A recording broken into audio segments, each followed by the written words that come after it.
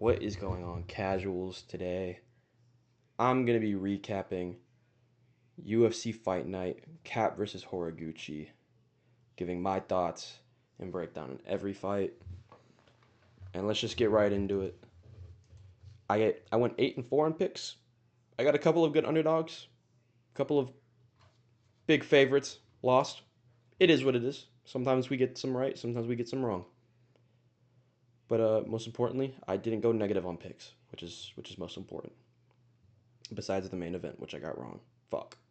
Shane Collins versus Otari Tanzalovi. It was a good fight. Great performance from Collins. I think both of them took it on short notice. Tanzalovi moved up a weight class to do it.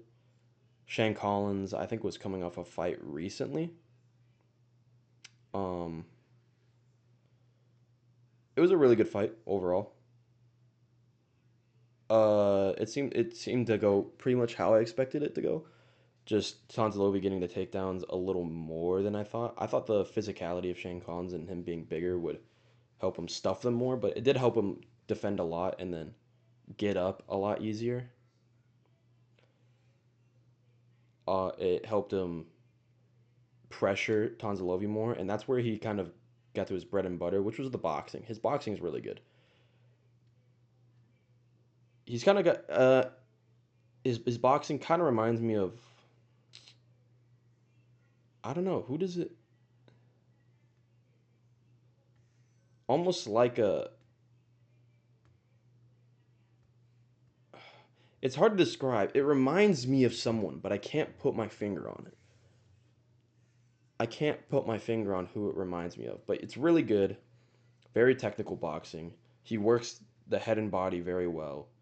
The body work really helped him kind of uh, keep Tanzalovi on the back foot.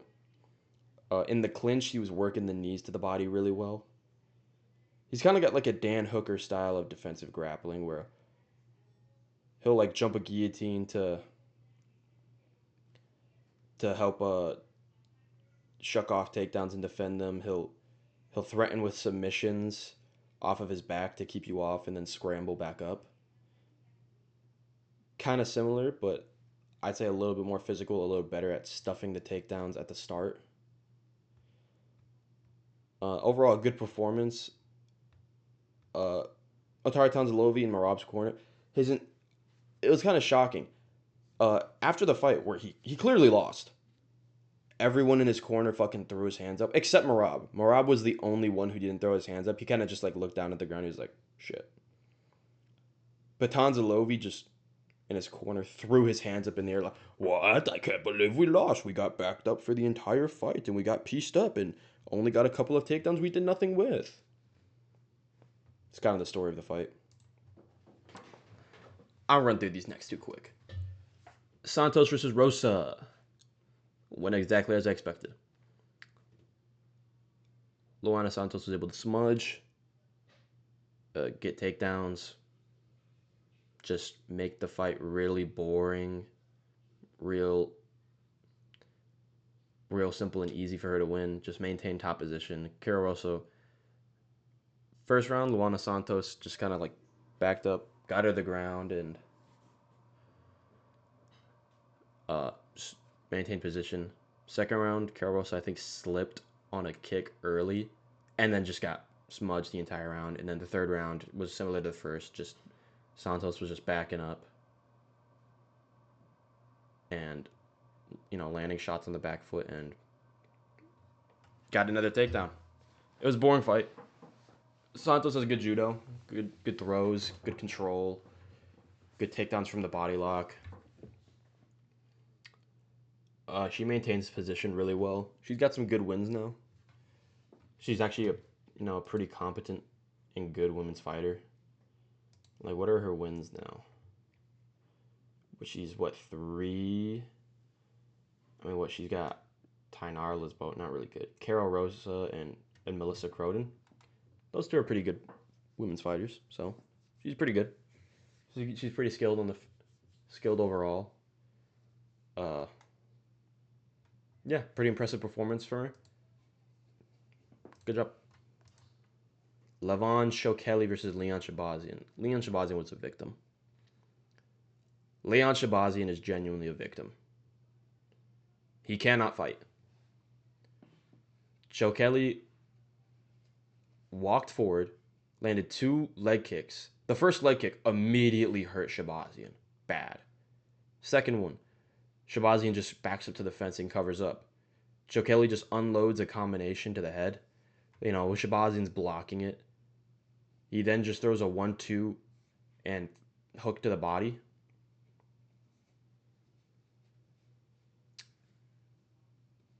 And it seems just like it just crumpled Shabazian. It just crumpled Shabazian. Shabazian can't fight. Shokeli just kind of beat the shit out of him. It was honestly fucked up. He looked good. Striking looked good. Just kind of learned nothing, really. We didn't really learn anything about him. Nothing was really learned about him. We still don't really know how good he is. We just know that Leon Shabazian isn't really good. He threw and landed nothing, and he got finished in 23 seconds. So we kind of just still don't know how good Shokeli is. I'd say put him against maybe like the Venezuelan dude. Is that his name, or is his last name I don't know, the dude who fought Max Griffin last and went to a fuck ass split decision. Put him against that guy. If he could finish that guy, then maybe he'll be really good. But yeah, sick performance, sick body shot. His striking is really good. Just I want to kind of see him against someone more capable, just to see if he's really at that level. Next up, Gaston Bolaños versus Michael Aswell.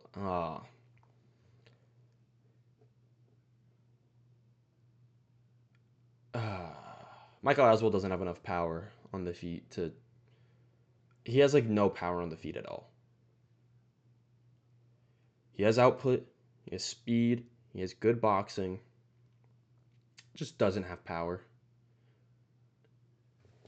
That's the real kicker in this fight. Just Bolaños at the end of the first round. He was able to keep up with him for most of the first round. Just able to keep up. And then at the end of the first, he took over, landed these big shots that seemed to hurt Aswell. And then in the second round, he was just able to piece him up with the kicks, the straighter technical shots, and it just seemed like Michael Aswell was landing, but it's just like he doesn't have the power to hurt him.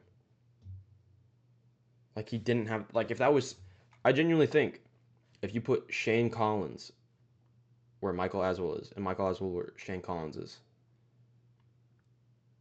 then Tanzalovi would be 11-1. And Gaston Bolaños and Shane Collins would still be 8-0. Michael Aswell just doesn't have power on the feet to get respect from his opponents.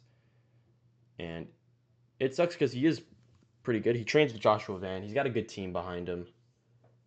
He's been on the short end of some decisions, I think, in his career. And he's actually only fought pretty decent opponents what's his name? The Cuban dude who beat Isaac Dulgarian. What's his fucking name? He lost to Jordan Levitt. What's his fucking name? Well, he fought that dude on the regional scene. He lost a split decision to Bogdan Grad that he should have won, in my opinion. He's really only lost to UFC fighters only. Who else has he fought? Had to fight Balaji Oki in his debut. Someone who's just bigger, faster, and more powerful. Well, I'd say bigger and more powerful than him, and he just doesn't have the respect to make Balaji Oki gas. Lucas Almeida then fought Luke Riley, but he's losing to Balaji Oki at lightweight on short notice, and Luke Riley isn't a bad look. Gaston Bolaños is a little bit of a worse look. Bolaños isn't really that fast. He's technical. He's got good kicks. He's got decent power in the hands, it seems now, but it's just not a good look. Not a good look from Aswell. Fun fight. Not really a great technical fight, but it was a fun fight. So, good performance from Bolaños. Good win from Bolaños. I don't know what's next for him, but he might get thrown to the wolves. We don't know. Next up, Alan Nascimento versus Mitch Raposo. This fight kind of went how I expected. The first 2 rounds, Mitch Raposo was really able to just. First of all, it shouldn't have been a split decision. Mitch Raposo clearly won the first 2 rounds.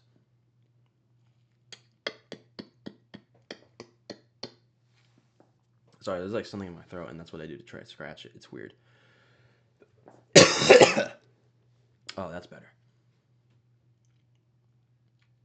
Mitch Raposo was able to. He was just faster.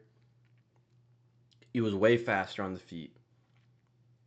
He was landing the better shots inside the pocket. He was landing a good jab, busting Nascimento up, landing these clean shots, rocking him, able to stuff the takedowns easily. First 2 rounds, clear Mitch Raposo. A little bit of worry in the third. Nascimento starts pressing forward real hard and drops him, and then he gets top position for the entire round. But in that, he just doesn't do enough to like warrant a 10-8 or get a draw. And Mitch Raposo with the first 2 rounds where he was moving, his lateral movement, he was angling out in these exchanges, just jabbing him up, piecing him up.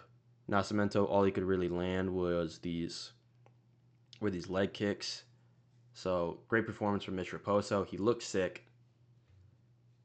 Azat Maxim and Alan Nascimento back to back. I mean, Azat Maxim, lost like 3 in a row, but he's not bad. He's not bad by any means. He had a close fight with Charles Johnson and a real close fight with Tagir Ulanbekov. So those are 2 opponents, very good, and being able to beat Alan Nascimento, that's a real good look. Mitch Raposo seems a lot more improved from his original fight with like Jake Hadley. He seems to be a lot better than he was then. I think he's a New England cartel guy. No, I think he was at one point, and then he switched to a significantly better team. He looked good. Good striking. Probably deserves a bit of a jump up. He deserves a bigger jump up now. Maybe against a guy like an Alessandro Costa, or like an Alden Correa, Niam Jargel, Tumen Dembarel, one of those guys. Something that could maybe get him ranked if he wins. But can't wait to see what's next. Yeah, good performance. That was one of my more prideful underdog picks that I liked. That and Luana Santos. Those are the 2 I had to switch last second. I was kind of thinking, Nascimento's just gonna sub him.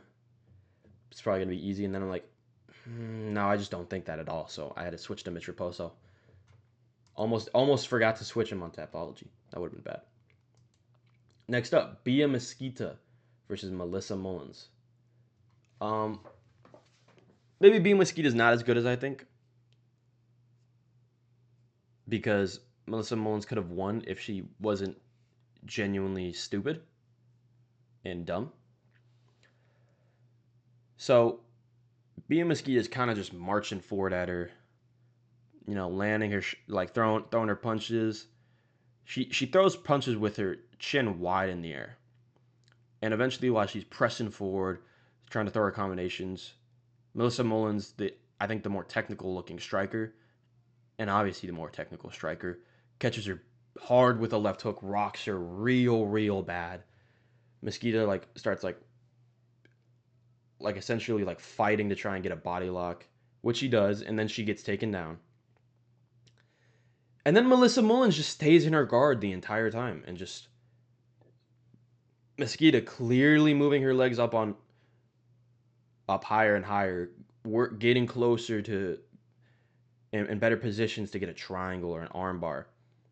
And Mullins just does nothing, doesn't try and back out, eventually gets put in an armbar and is forced to tap. Just real bad fight IQ, just taking her to the ground when you clearly have an advantage on the feet. You could have finished her. Would have been a great win. Huge underdog she was. looking good, but bad fight IQ. Real poor fight IQ. Mesquita just gets it done. Maybe not as good as I once thought. Kind of had her Michelle Montague moment where Michelle Montague fought what was it, Myra Bueno Silva, but then had that rough second round. But that's kind of this moment. She got rocked real bad. Maybe she's not as just fucking I'm gonna beat you because I'm big as I thought, but I still have high hopes for her. That's what, 3 finishes in a row now, 3 submissions. Great grappling. A little bit suspect on the feet. Might get fraud checked soon. Same with Michelle Montague, but we'll have to see. We'll have to see. Next up, Andre Lima versus Kevin Borjas.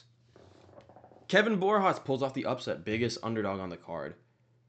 Huge victory for him, huge victory. He was on the chopping block, but being able to defeat Andre Lima, who I thought had a pretty good style to beat him with good leg kicks and good body shots.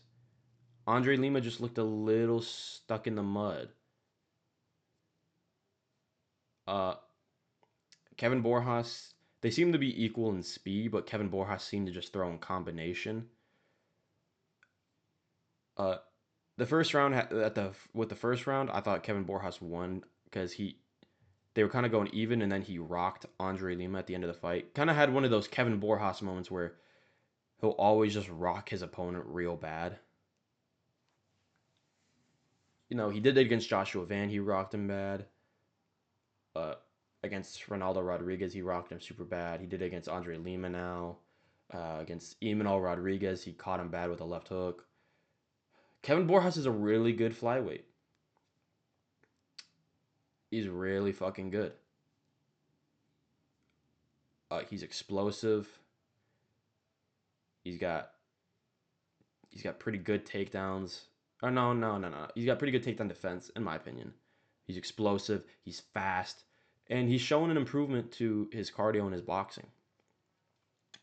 He missed weight for this fight. Unfortunate.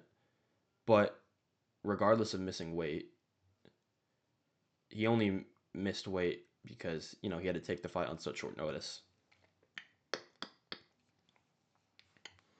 I don't know who Andre Lima's original opponent was. Let me look.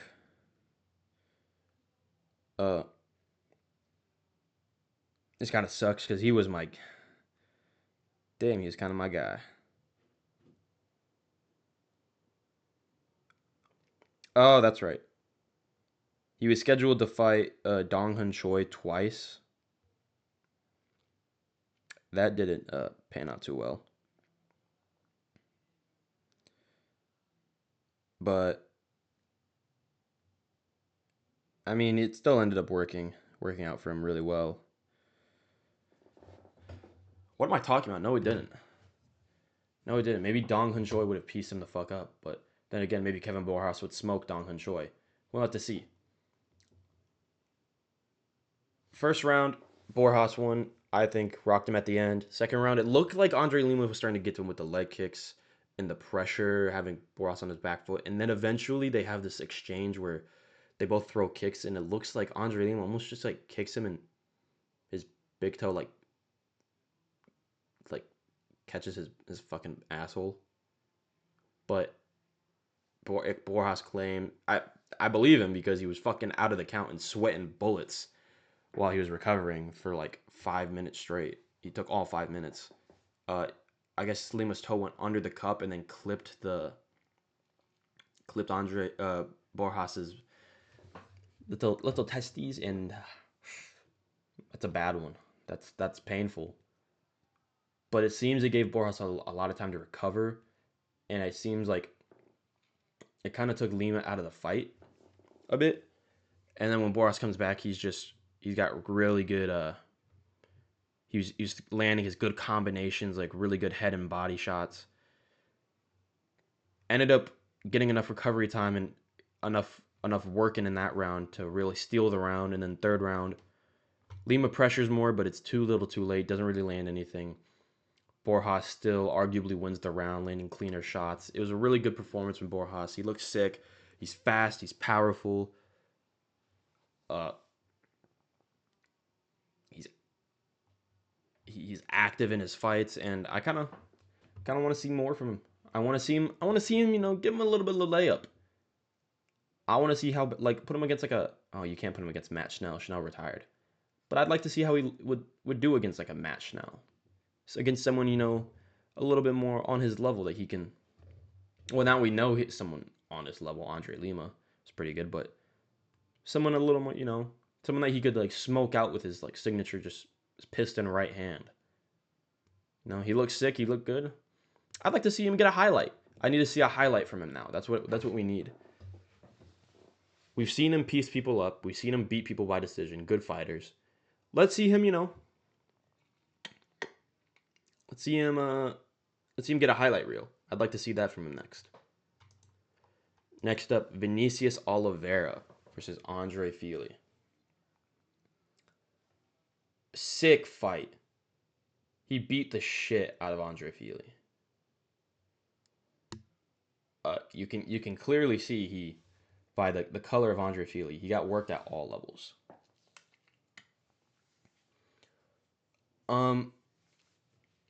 There were moments where I was just worried in this fight, but Vinicius Oliveira is genuinely like a combination of Yuri Prohaska and Anderson Silva. Just throwing strikes from all angles, it seems. Landing, just hands down, head movement, out of the way. It like they were exchanging in the pocket, and it just seemed like, oh my god, Andre Fili might catch him with like a big hook and put him out. But Vinicius Oliveira was always out of the way of the shots. First round, he's chopping away with leg kicks, throwing strikes. It seems like multiple times he hurt himself getting his leg kicks checked. I can't tell if he's like faking being hurt all the time or if he's genuinely getting hurt. Cause he would get like he got his leg kick checked and then he got hit with a couple of body kicks and he like when his leg kick got checked, he hobbled backwards, very clearly showing he was hurt, and then when he got hit with the body kicks clean, he like crumpled over and like grimaced real hard, but Andre Fili just didn't chase it. And then in the third round, Andre Fili landed like 2 more body kicks clean, and Vinicius Oliveira just tanked them. So I can't tell if he was like faking it or not, but Oliveira looks sick, working him head and body combinations, sick uppercuts from angles, nasty brutal leg kicks, just and in the finishing sequence, just up against the cage, he started landing shots at will, just throwing shots and just landing them like a rear uppercut, jab, right hand, left hook. Then he just starts unloading with these nasty, nasty elbows. He did land an elbow to the back of the head. And it's very clear he did because Andre Fili had a cut on the like direct back of his head. Herb Dean, you are a dog shit referee. Please get a fucking grip. You don't know what you're doing. You don't know how to referee a fight, but sick performance from Oliveira. Actually just pieced the fuck up out of Andre Fili. Beat the shit out of him. He looks real good at featherweight. He looked like he can push a fucking pace hard. He looks big and strong. Very, very, very good performance from him. If he's supposed to fight Giga Chikadze, I think he probably would have beat the shit out of Giga Chikadze. Probably would have taken him down and fucked him up. Oh, and first KO since what, 2024? Yeah, real good performance.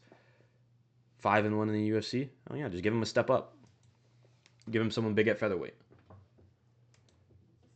A lot of featherweight fights on this card, by the way. There are a lot of featherweight fights. Aswa Bolaños, Collins, Tonzalovi, Oliveira Fili, Magomedov, Bagdasarian, Rodriguez, Hyder Emil. Fuck, that one was bad. Magomedov versus Bagdasarian.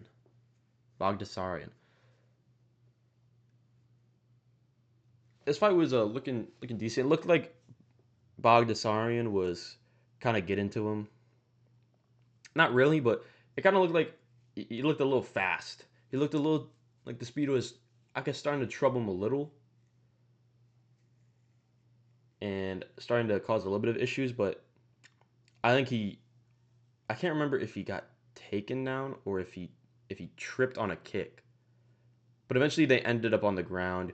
Magomedov got his back really quickly, and Bogdasarian like went to like spin around to end up on top, and Magomedov stopped him, was able to stop him just enough, and the position that Bogdasarian got stopped in, Magomedov jumped, moved. I don't know how he did it. It was weird looking, but he got a fucking twister. He got a twister. He looked sick. It's I don't know. Some people are saying it's not a twister and it was a different kind of submission. I don't know what you would call it, but fucking hell, his grappling is sick. I know that much. Uh, I fucking can't wait to see more from this guy. That's sick. You're getting a twister in your debut. That's fucking nasty. So sick grappler. Uh, maybe you put him against. Maybe you put him against C-Rod. Against C-Rod once we talk about C-Rod in his fight. But his grappling looks sick.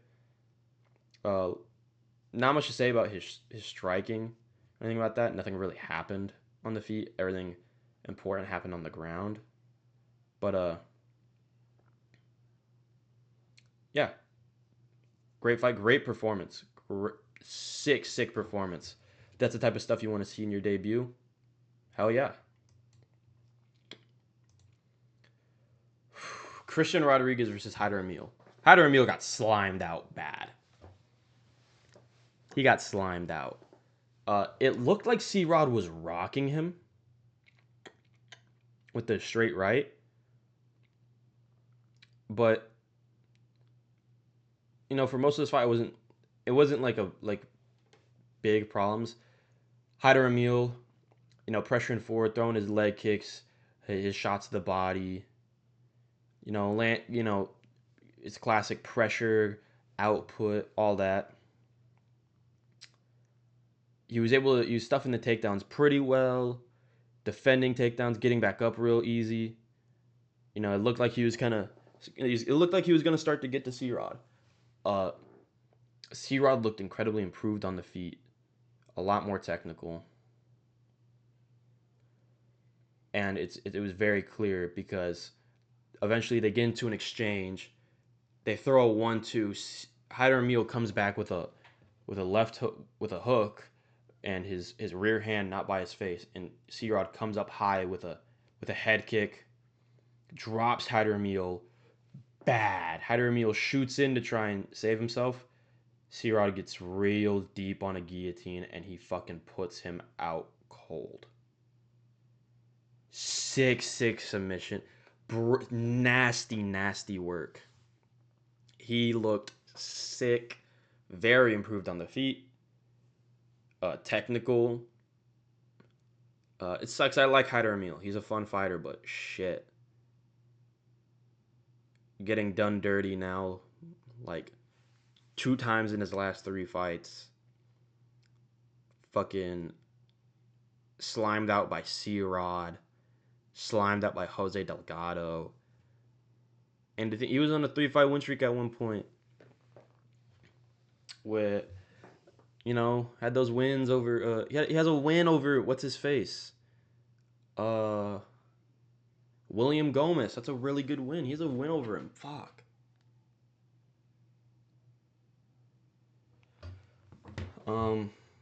Sick performance from C-Rod. Maybe put him against Murtazali Magomedov. See the grapple off. See what can happen. I'd like to see that next. That would be a sick fight. Good step up for both of them. Murtazali Magomedov, undefeated. That's the type of guy that C-Rod beats. C-Rod's crafty now. C-Rod's crafty enough to beat the Unks, and he's got the craftiness to beat the undefeated prospects. C-Rod's crafty now. I think I'll hop back on the C-Rod train. I was a big C-Rod guy even when he was, missing weight and being a fat fuck, but I think I like him now. He's looking good. He's looking improved. So I like what I'm seeing. Next up, Ion Cutelaba versus Navajo Sterling. This fight was, I'd say, it was a pretty impressive showing from Navajo. Uh, on the feet, he clearly looked just a level above Kutalaba. He looked significantly better than Kutalaba on the feet. He would land these nice elbows, sick right hands, good shots to the body whenever he entered. Uh, Kutalaba was getting good takedowns, and he was getting Navajo in some precarious positions that had me really worried, thinking, "Oh my God, Kutalaba's about to fluke it." Um, he was looking good. He was looking strong. But at the end of the day, Navajo Sterling was just a little bit above. He was able to stay calm in these positions and just get it done. First round, Kutalaba had a real deep guillotine. It was real deep. It was pretty much almost there. Navajo Sterling stayed calm, stayed composed, was able to escape. Real good showing. Was able to reverse positions a lot. He was always, every time he got taken down, he was always immediately trying to scramble back. He was looking good. He was landing good shots on the feet. And then eventually, in the second round, Kutalaba gets a takedown. Navajo scrambles hard and ends up on top, postures up, stands back up, and then Kutalaba genuinely quit. Kutalaba unironically just fucking quit. Simple as that. Kutalaba fucking quit. Like there's no way around it. He fucking quit. Yeah. Navajo stood up and then he just started throwing strikes, throwing haymakers at him while Kutalaba just sat down, didn't try to stand back up, just covered up while sitting down. Navajo got a finish, another TKO, riding back-to-back TKOs now. He's starting to stack up his names, you know? Ion Kutalaba, Bruno Lopez, Rodolfo Balayo, you know, some decent guys, decent light heavyweights. Ion Kutalaba, real good win. Just beat Umar Sy. Navajo Sterling, that's a great win for him. He's a big light heavyweight. He's a good striker. I think this is the type of time where, okay, now we can put you against a Dustin Jacoby. See what you really got. Great performance. I'd like to see. He deserves someone ranked now. Put him against like an Alonzo Menefield. That would be a good fight for him. That would be the type of fight where he deserves that now. Him and Zhang Mingyang, you know, kind of similar, you know, hyped up prospects, but Navajo Sterling goes 5-0, and Zhang Mingyang gets just a little bit rushed and goes 3-2, riding back-to-back KO losses now. Navajo Sterling got that experience. He got the tough fights where he struggled, and now against higher level opponents, he's really starting to show his own. You know, good performance from Navajo. Give him someone ranked. He deserves someone ranked. Kyoji Horiguchi versus Manel Kape. I was getting my pick right. I look back at the scorecards. Every judge, or two judges, had it 2-0 Horiguchi going into the third. One judge had it 1-1. Manel Kape was getting outclassed. All right, he was getting beat again. It was looking like the same fight as their first fight. In the first round, it seemed like Horiguchi was faster. He was landing good body kicks, landing the cleaner shots on Manel. It didn't seem like Manel could really get going. He was able to get a good takedown at the end of the round. It seemed like his leg kicks were starting to affect Manel. Second round, Kyoji, early on, he shoots in. He gets a good single leg, controls him, postures for the entire round, lands some decent shots throughout the round. Just, it seemed like Kyoji Horiguchi was genuinely just the better fighter. Seemed like faster on the feet, landing the better shots, better in the grappling.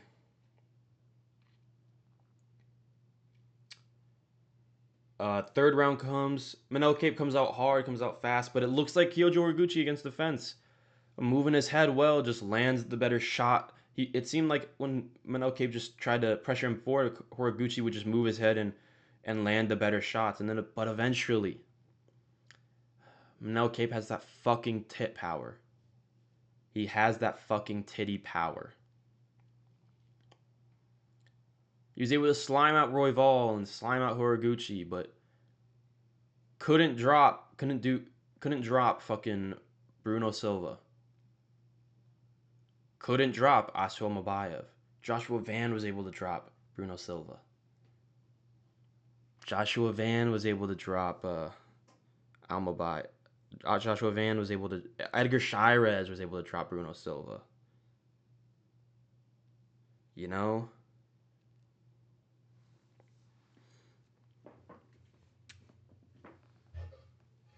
But eventually, they get into exchange. Horiguchi goes for a 1-2-3. And on the 3, Manel Capes counters with a straight right. And, we all know the classic. The straight shot beats the hooks.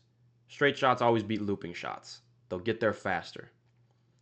And that's what happened. Manel Cape lands hard on Kyoji right behind the ear. Wobbles him bad. Horiguchi stumbles around. Manel Cape jumps on him, throwing shots. Eventually, he finds a good ground and pound shot that sends Kyoji Horiguchi face first into the canvas, flattens him out a little. Herb Dean stops the fight. Or was it Herb Dean? I don't know. The ref stops it. Manel Cape was getting beat up. He was getting schooled. He was getting schooled. He was getting an MMA masterclass. It looked like it was going to be the same fight again. It looked like Kyoji Horiguchi was able to rock him in the first, land these good shots. It seemed like he was rocking him, hurting his legs, had him stumbling around, and then Manel Cape just lands a good shot and it just puts him out. Good performance. He deserves a title shot. Give him a title fight. It just sucks because I just don't think he's the better fighter of the two. It just seems like he's not the better fighter of the two, but sick fight. Great performance with Manel Kape. 4 knockouts in a row.